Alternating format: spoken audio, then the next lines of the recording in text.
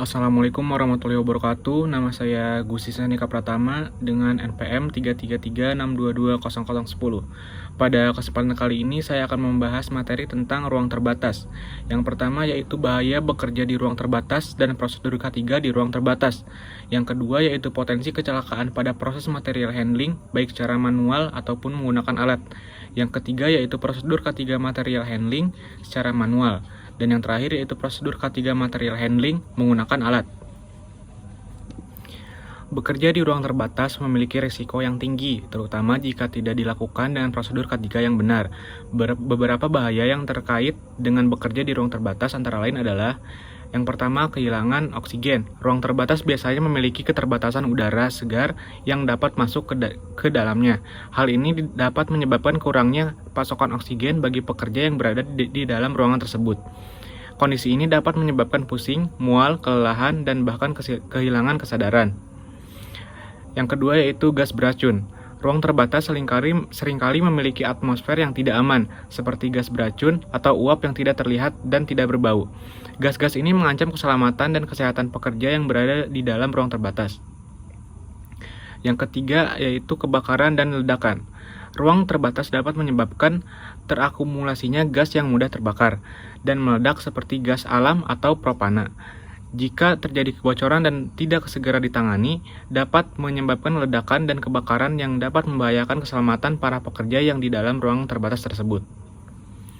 Yang terakhir yaitu kondisi fisik yang sulit. Ruang terbatas seringkali mempunyai kondisi yang sangat sulit seperti keterbatasan ruang gerak atau posisi kerja yang tidak nyaman. Kondisi ini dapat menyebabkan cedera pada pekerja seperti cedera otot ataupun cedera tulang belakang.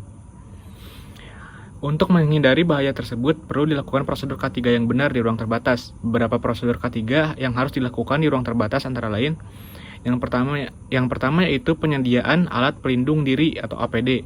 Pekerja di ruang terbatas harus menggunakan APD yang sesuai, seperti masker gas atau tabung oksigen, untuk melindungi diri dari gas beracun atau kehilangan oksigen.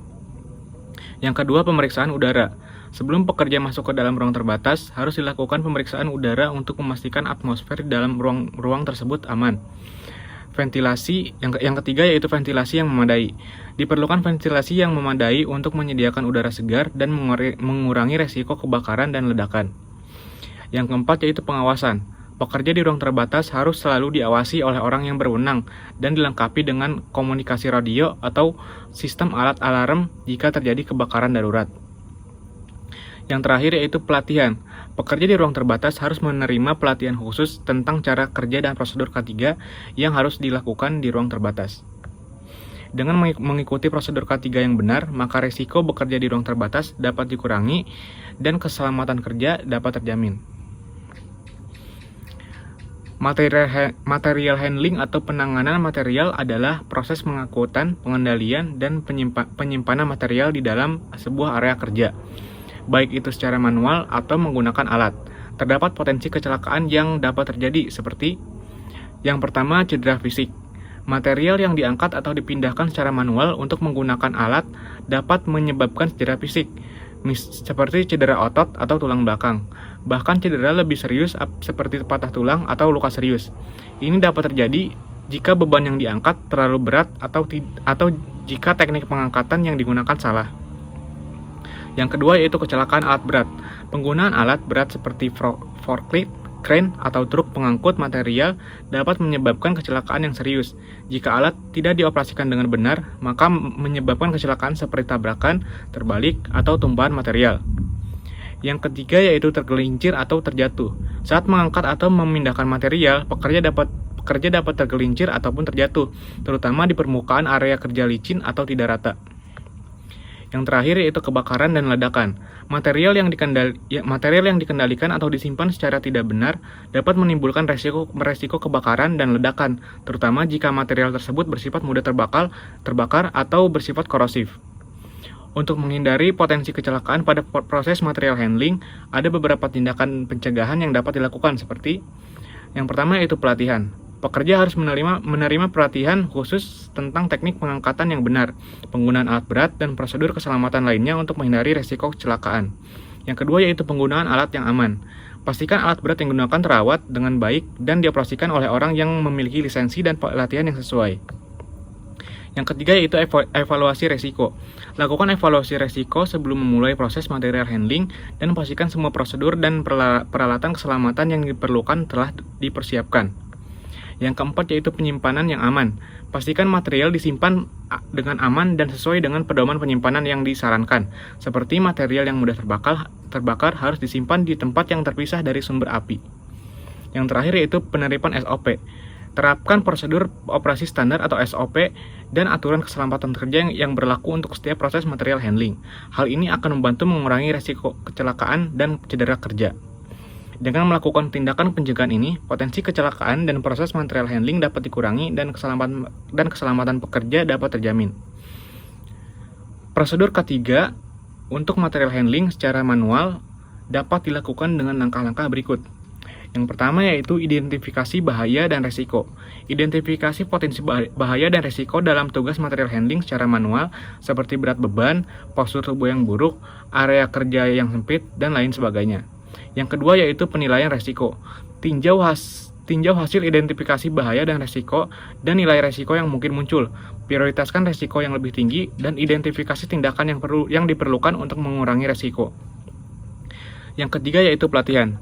Berikan pelatihan kepada pekerja mengenai teknik pengangkatan yang benar, seperti posisi tubuh yang tepat, penggunaan otot tubuh yang benar, dan penggunaan alat bantu yang tersedia. Yang keempat yaitu evaluasi beban. Periksa bobot dan ukuran beban sebelum mengangkatnya. Jangan pernah mengangkat beban yang terlalu berat atau terlalu besar untuk ditangani oleh satu orang. Yang kelima yaitu penggunaan alat bantu. Gunakan alat bantu seperti kursi roda, troli, atau keranjang untuk membantu dalam memindahkan barang yang berat atau besar. Yang keenam yaitu posisi tubuh yang benar. Pastikan pekerja menggunakan posisi tubuh yang benar saat mengangkat atau memindahkan beban. Posisi yang benar adalah dengan lutut ditekuk, pinggang lurus, dan punggung lurus. Yang ketujuh yaitu istirahat. Berikan waktu istirahat yang cukup kepada pekerja untuk memulihkan tenaga dan mengurangi kelelahan. Kedelapan yaitu pengawasan dan pemeriksaan. Pantau pekerjaan material handling secara manual dan secara teratur. Pastikan bahwa pekerja menggunakan teknik pengangkatan yang benar dan mematuhi prosedur keselamatan kerja yang telah ditetapkan. Yang terakhir yaitu evaluasi kembali terhadap prosedur dan teknik yang digunakan untuk material handling secara manual dan teratur, dan tingkatkan prosedur tersebut jika diperlukan. Dengan mengikuti prosedur ketiga yang tepat, material handling secara manual dapat dilakukan dengan aman dan efektif. Prosedur ketiga untuk material handling yang menggunakan alat dapat dilakukan dengan langkah-langkah berikut. Yang pertama yaitu identifikasi bahaya dan resiko. Identifikasi potensi bahaya dan resiko dalam tugas material handling menggunakan alat seperti kerusakan alat, beban yang terlalu berat, keausan komponen alat, dan lain sebagainya. Yang kedua yaitu penilaian resiko. Tinjau hasil identifikasi bahaya dan resiko dan nilai resiko yang mungkin muncul. Prioritaskan resiko yang lebih tinggi dan identifikasi tindakan yang diperlukan untuk mengurangi resiko. Yang ketiga yaitu pelatihan. Berikan pelatihan kepada pekerja mengenai teknik penggunaan alat yang benar, seperti cara mengoperasikannya dan merawat alat, serta penggunaan alat bantu yang lain yang tersedia. Yang keempat yaitu evaluasi beban. Pastikan bahwa beban yang dipindahkan tidak melebihi kapasitas alat dan pastikan beban terdistribusi dengan merata pada alat. Yang kelima yaitu pemeriksaan alat. Lakukan pemeriksaan alat sebelum digunakan. Pastikan alat dalam kondisi baik dan aman untuk digunakan. Yang keenam yaitu posisi tubuh yang benar. Pastikan pekerja menggunakan posisi tubuh yang benar saat menggunakan alat. Posisi yang benar adalah dengan lutut ditekuk, pinggang lurus, dan punggung lurus. Penggunaan alat bantu. Gunakan alat bantu seperti tali, pengait, atau troli jika diperlukan untuk membantu memindahkan beban. Selanjutnya yaitu pengawasan dan pemeriksaan. Pantau pekerja material handling menggunakan alat secara teratur dan pastikan bahwa pekerja menggunakan alat dengan benar dan mematuhi prosedur keselamatan kerja yang telah ditetapkan. Yang terakhir yaitu evaluasi kembali terhadap prosedur dan teknik yang digunakan untuk material handling menggunakan alat secara teratur dan tingkatkan prosedur tersebut jika diperlukan. Dengan mengikuti prosedur ketiga yang tepat, material handling menggunakan alat dapat dilakukan dengan aman dan efektif, serta mengurangi risiko cedera dan kerusakan alat. Cukup sekian dari saya, kurang lebihnya mohon maaf. Assalamualaikum warahmatullahi wabarakatuh.